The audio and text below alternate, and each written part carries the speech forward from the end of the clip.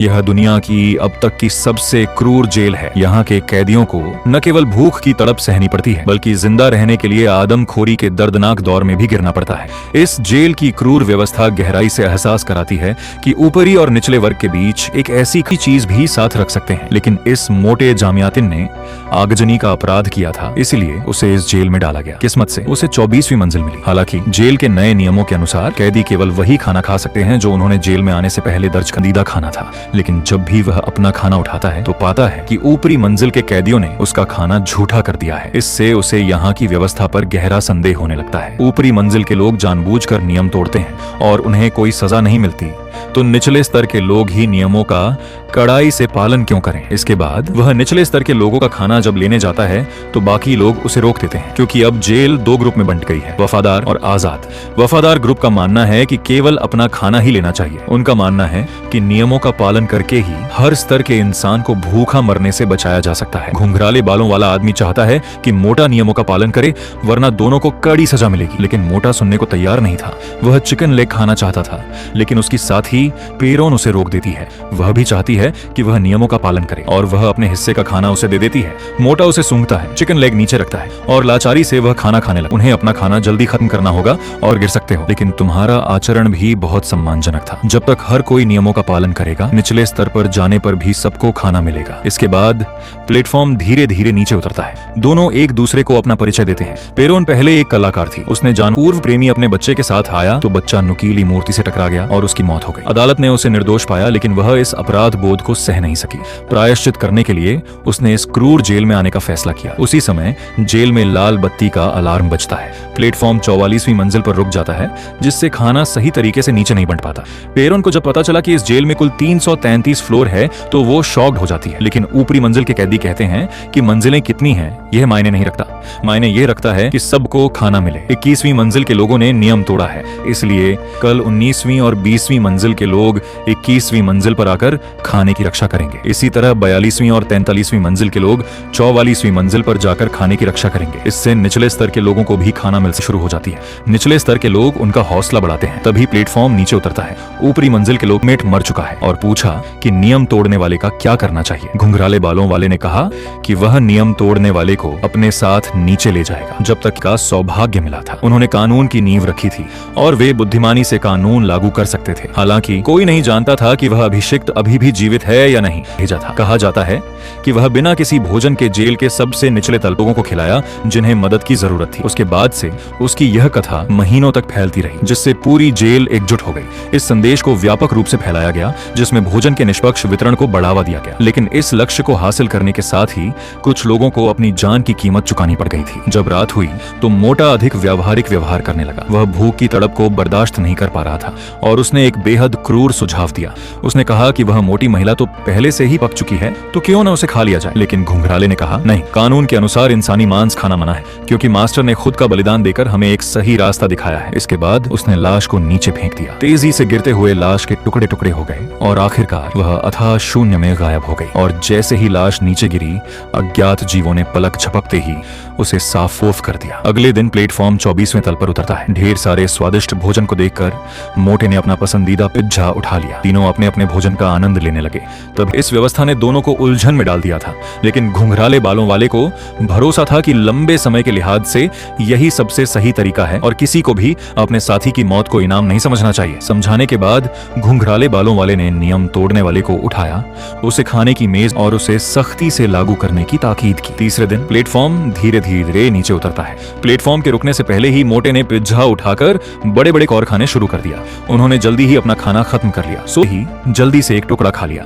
लेकिन उसने सपने में भी नहीं सोचा होगा कि यही एक कौर उसकी जान ले लेगा। आने वाले दिनों में वे एक दूसरे पर नजर रखते हुए नियमों का पालन करते रहते हैं और उनका रिश्ता करीब आता जाता है। मोटा अक्सर उसकी अलमारी खिसकाने में मदद करता और पेरोन भी खुद आगे बढ़कर मोटे आदमी की पीठ के बाल साफ कर देती थी। उनकी इस छोटी मोटी मदद ने एक दूसरे के दिल को छू लिया, जिससे जेल का जीवन अब अकेला नहीं लग रहा था। जहां तक इस बात का सवाल है कि मोटा आदमी जेल में क्यों आया, वह एक गणित शोध करता था जो स्क्वायर रूट ऑफ 2 से परेशान हो गया था। उसे लगा कि शुद्ध गणित का ब्रह्मांड की भौतिक वास्तविकता से टकराव है, जिससे उसका गणित पर से विश्वास उठ गया। इसके बाद उसने अपनी नौकरी छोड़ दी और अपनी पत्नी और परिवार को त्याग दिया और अपने माता पिता के घर रहने चला गया। जैसे जैसे उसकी मानसिक स्थिति लगातार बिगड़ती गई, न केवल उसकी जीवन में रुचि खत्म हो गई, बल्कि उसने आग लगाकर अपनी जान लेने की भी कोशिश की। हालांकि उसके परिवार ने उसे खुद को जलाने से रोक लिया था, लेकिन उसके इस कृत्य ने आगजनी का अपराध बना दिया। आखिरकार उसे इस वर्टिकल जेल के गड्ढे में भेज दिया गया। चौथे दिन वे 180वें स्तर पर पहुंच जाते हैं, लेकिन इसने उस मोटे आदमी को गहरे तनाव में डाल दिया। जबकि पेरोन उसे प्रोत्साहित कर रही थी कि यहाँ की व्यवस्था हर महीने बेहतर हो रही है, लेकिन वह मोटा आदमी कितनी उम्मीद करता था कि हर कोई घुंघराले बालों वाले आदमी की तरह यहाँ के नियमों का कड़ाई से पालन करे ताकि कोई भी भूखा न रहे। इसके बाद ऊपर से खबर आई कि प्लेटफॉर्म 169वें स्तर पर रुक गया है, जिसका मतलब था कि वे एक बार फिर मुसीबत में पड़ने वाले थे। आखिरकार जब प्लेटफॉर्म नीचे आया तो उनके सामने का नजारा देखकर दोनों पूरी तरह निराश हो गए। ऊपर का खाना इस तरह खाया गया था कि एक टुकड़ा भी नहीं बचा था, यहाँ तक कि बर्तन भी चाट चाट कर साफ कर दिए गए थे। इससे भी अधिक निराशाजनक बात यह थी कि आने वाले कुछ दिनों तक स्थिति वैसी ही बनी रही। लगातार भूख की तड़प में उनकी मानसिक स्थिति धीरे धीरे बिगड़ने लगी और वे और उदास होते गए। पेरोन भूख को भूलने के लिए पेंटिंग बनाती रही, जबकि वह मोटा गहरी उदासी में डूब गया। यहाँ तक कि उसने अपने कपड़े जलाने शुरू कर दिए और आग से अपने शरीर को सेंकने लगा था। पेरोन उसे रोकने के लिए तुरंत आगे बढ़ती है। इसके तुरंत बाद मोटे आदमी को तेज खांसी आने लगी और अचानक वह उल्टी करने लगा। तभी ऊपर से एक इंसान का कटा हुआ सिर नीचे आ गिरा।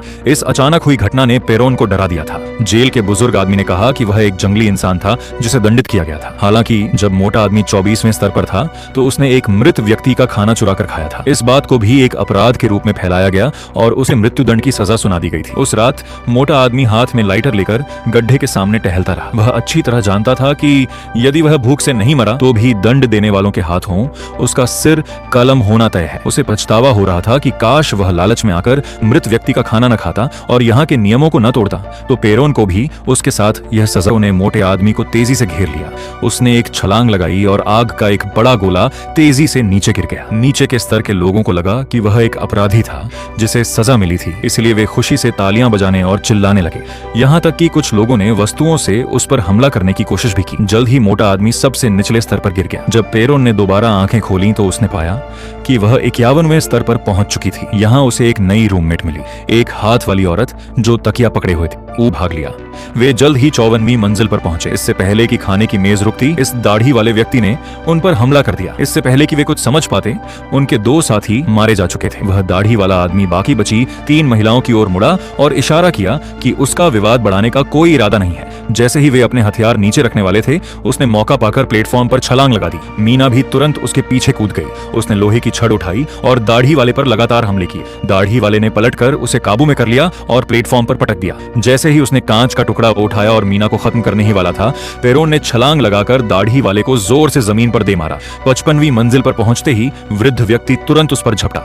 होश में आते ही दाढ़ी वाले ने कांच का टुकड़ा उठाकर बुढ़े व्यक्ति पर कई वार किए। दाढ़ी वाले ने तुरंत उससे दया की भीख मांगी। पेरोन का दिल आखिरकार पिघल गया। उसने लोहे की छड़ उठाई तो सही, लेकिन मारने की हिम्मत नहीं जुटा सकी। दाढ़ी वाले ने मौके का फायदा उठाया और प्लेटफॉर्म पर कूद गया, लेकिन मीना उसे छोड़ना नहीं चाहती थी। पेरोन ने तुरंत उसे पकड़ा और सांत्वना दी। जब उसका गुस्सा शांत हुआ तो उसने पेरोन को बताया कि वह 6 महीने से अधिक समय से यहाँ है। वह अपने पिछले साथी के साथ हमेशा नियमों का पालन करती थी और केवल अपने हिस्से का खाना खाती थी, लेकिन एक बार उन्हें एक युवक मिला। लंबे समय से कुपोषण के कारण वह मरणासन्न हालत में था। दया के भाव से उन्होंने एक मृत व्यक्ति का खाना उसे दे दिया था। हालांकि कुछ दिनों बाद एक लंबा पतला आदमी आया जो दाजिन था। भले ही उनकी नीयत किसी की जान बचाने की थी, लेकिन दाजिन ने जोर देकर कहा कि कोई भी कारण कानून तोड़ने का बहाना नहीं बन सकता। इसलिए उसने दूसरों को सबक सिखाने के लिए एक कठोर कदम उठाने का फैसला किया। फिर उसने मीना का हाथ काट दिया और जब उसके साथी ने उसे बचाने के लिए विद्रोह किया तो उसे भी नग्न अवस्था में प्लेटफॉर्म से बांध दिया गया और जेल की सबसे निचली मंजिल पर भेज दिया गया। और वह बस असहाय होकर देखती रही जब निचली मंजिल के कैदियों ने उसके साथी को जिंदा नोच नोच कर खा लिया। अंत में पेरोन ने उसे दिलासा देते हुए कहा कि सभी पीड़ित इतने चरमपंथी नहीं होते। दूसरों की मदद करते रहने से ही जेल को अधिक न्यायपूर्ण बनाया बनाया जा सकता है, इसलिए यहाँ से निकलने तक विश्वास बनाए रखना होगा। लेकिन मीना ने उस पर हंसते हुए कहा कि वह बहुत नादान है। उसने कहा कि यहाँ से आज तक कोई जिंदा बाहर नहीं निकला है और भागने की एकमात्र उम्मीद महीने के अंत में जेल के रिसेट होने के समय है। प्लेटफॉर्म पर रखे स्वादिष्ट व्यंजनों को देखकर वे दोनों भारी मन से थोड़ा बहुत खाते हैं। इसके बाद एक शांति नियमों का उल्लंघन किया है। उसने उन्हें समय रहते नहीं रोका, बल्कि उनके साथ शामिल हो गया। इसके बाद नियम तोड़ने वाली पेरोन का एक हाथ काट दिया जाएगा। उसे गहरा अन्याय महसूस हुआ। वह खुद कानून की रक्षक थी, तो उसे सजा क्यों मिल रही थी, जबकि मीना ने दूसरी बार कानून तोड़ा था, इसीलिए उसे उसके पिछले साथी जैसी ही सजा सुनाई गई। इसके बाद वफादार ग्रुप के लोग आगे बढ़े और कपड़ों की पट्टियों से पेरोन के हाथ को सीधा खींचकर बांध दिया। जैसे जैसे प्लेटफॉर्म धीरे धीरे नीचे गिरता गया, उसके तड़पने का कोई फायदा नहीं हुआ। उसे हाथ कटने का दर्द सहना पड़ा। वहीं मीना के कपड़े भी उतार दिए गए और उसे नग्न करके प्लेटफॉर्म पर बांध दिया गया था। जब पेरोन दोबारा जागी तो उसने खुद को 72वीं मंजिल पर पाया। सामने एक ठरकी बुढ़ा बैठा था। पेरोन ने आईने में देखते हुए अपने कपड़े के बटन कसे। तब बुढ़ा तुरंत पागलों की तरह ठूंस ठूंस कर खाने लगा। उसे पीड़ितों से सख्त सजा मिलनी चाहिए थी, लेकिन बुढ़े ने कानून से अपने साथ मिलकर डाजिन का मुकाबला करने का न्योता दिया और वह भी खुशी खुशी मान गया। फिर दोनों प्लेटफॉर्म पर चढ़ गए और जल्द ही 73वीं मंजिल पर पहुंच गए। इस मंजिल का कल्लू भाई पहले ही मुकाबले के लिए तैयार खड़ा था, लेकिन पेरोन ने जताया कि उनकी कोई कल्लू भाई बिना किसी झिझक के मान जाता है और अगली मंजिल पर उसने भी इसी तरह से बुलावा दिया। टीम धीरे धीरे बड़ी होती गई और उनका हौसला भी बुलंद होता गया। जब वे 93वीं मंजिल पर पहुंचे तो पेरोन को वह चीज मिल गई जिसकी उसे तलाश थी। उसने सबको वहीं रुकने का इशारा किया। उसकी नजर उस पेंटिंग पर टिक गई।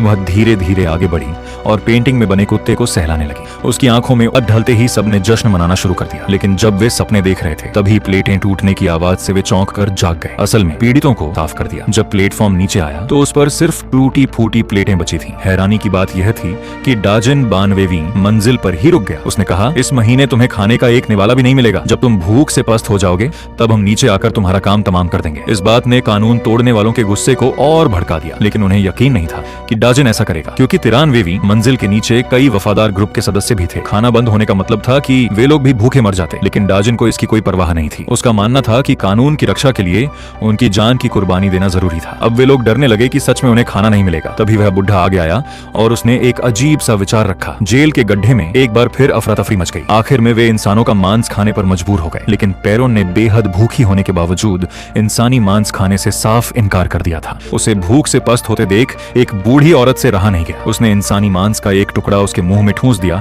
लेकिन पेरोन ने उसे तुरंत बाहर थूक दिया। इस वक्त पेरोन अपना होश खो चुकी थी और उसे मतिभ्रम होने लगा था। इस दिन प्लेटफॉर्म धीरे धीरे नीचे उतरता है। इसके ऊपर एक बड़ी बेडशीट कसकर लिपटी हुई थी। जब यह रुकती है तो एक आदेश मिलते ही दोनों पक्ष तुरंत आपस में भिड़ जाते हैं और अराजकता फैल जाती है। लड़ाई के बीच बड़ी दाढ़ी वाला आदमी पेरोन की ओर पागलों की तरह झपटता है और कसकर उसका गला दबा देता है। इस नाजुक मोड़ पर बुढ़ा व्यक्ति उसे एक चाकू थमाता है। मौका मिलते ही पेरोन दाढ़ी वाले आदमी की गर्दन में चाकू घोंप देती है। खुद को छुड़ाने के बाद वह बिस्तर के नीचे छिप जाती है। एक ताकत लगाकर लाशों के ढेर से बाहर निकलती है। वहां केवल कुछ बचे हुए बूढ़े गार्ड और अधमरी हालत में डैजिन नजर आते हैं, लेकिन डैजिन सिर्फ मौत की भीख मांग रहा था। फिर भी पेरोन के मन में इससे भी ज्यादा क्रूर विचार आता है। वह चाहती है कि डैजिन अपनी बाकी बची जिंदगी में रोज अपना ही मांस काटे और खुद खाए। इस तरह की सजा ही मास्टर ऑफ द एनॉइंटेड के नाम के लायक होगी। हालांकि पेरोन आखिरकार कहती है कि वह ऐसा नहीं करेगी। वह इस तरह के विचारों से किसी को तड़पाना नहीं चाहती थी। भले ही वह गुस्से से भरी हो, फिर भी उसने अपनी इंसानियत नहीं खोई है और उसमें थोड़ी सी दया बाकी थी। लेकिन वह डैजिन को छोड़ेगी भी नहीं। अंत में वह उसे जेल के गड्ढे में धकेल देती है। पेरोन उस बुढ़े व्यक्ति को अपनी भागने की योजना बताती है, लेकिन वह उसकी भलाई को ठुकरा देता है। शायद यह उसकी जिंदगी का सबसे बेहतरीन महीना था और वह इसे छोड़कर जाना नहीं चाहता। इसके बाद पेरोन उस पेंटिंग को निकालती है, उसे चबाकर निगल जाती है और फिर उसके मुंह से झाग निकलने लगते हैं। बेहोशी की हालत में प्रशासक उसे अन्य लाशों के साथ बांध देते हैं और वह एक एक करके नीचे की परतों में डूबती चली जाती है। इसके तुरंत बाद वह किसी तरह खुद को छुड़ाकर बिस्तर के नीचे छिप जाती है। वह देखती है कि प्रशासक एक छोटे लड़के को इस सबसे निचले तल पर अकेला छोड़ रहे हैं। उनके जाने के बाद पेरोन तैरकर उस लड़के के पास जाने की कोशिश करती है। दीवार से टकराने और खून बहने के बावजूद वह लड़के को साथ लेकर यहाँ से निकलने का पक्का इरादा कर लेती है। बार बार ऊपर टकराने के कारण उसका होश धीरे धीरे धुंधला होने लगता है। जब वह दोबारा आंखें खोलती है तो पाती है कि वह अभी भी 333वें तल पर है। अपने पास लेटे बच्चे को देखकर पेरोन का केवल एक ही मकसद था, इस मासूम बच्चे को जीवित रखना। और यहीं पर यह कहानी खत्म हो जाती है। द प्लेटफॉर्म 2 एक अधूरे प्रयोग जैसा लगता है। यह केवल एक छोटे से सेल का उपयोग करके हमें इंसानियत का सबसे क्रूर चेहरा दिखाता है। पहली फिल्म के जीवित रहने के संघर्ष से लेकर दूसरी फिल्म के प्रायश्चित तक अंत में दोनों ने खुद को बचाने के बजाय बच्चे की सुरक्षा को चुना और अपनी मुक्ति का अवसर त्याग दिया। यह हमें महसूस कराता है कि असली साहस सिर्फ विद्रोह करने में नहीं, बल्कि हिंसा के इस चक्र को तोड़ने के संकल्प में है। एक स्पष्ट उद्देश्य के साथ आए दो प्रायश्चित करने वाले शुरू में इंसानियत की सीमाओं पर टिके रहे। हालांकि फिल्म के अंत में गड्ढे के तल में गोरेन और पेरोन का पुनर्मिलन एक गहरा संकेत छोड़ता है, जो यह दर्शाता है कि दोनों मिलकर इस जेल के और गहरे रहस्यों को उजागर करेंगे। डायरेक्टर ने दोनों फिल्मों के अंत में कोई सीधा जवाब नहीं दिया, लेकिन इस सबसे अंधेरी कहानी के जरिए हमें इंसानियत और समाज के कड़वे सच का सामना कराया है। क्या गोरेंग और पेरोन इस जेल से आजाद हो पाएंगे या नहीं, ये देखने के लिए मिलते हैं अगले वीडियो में।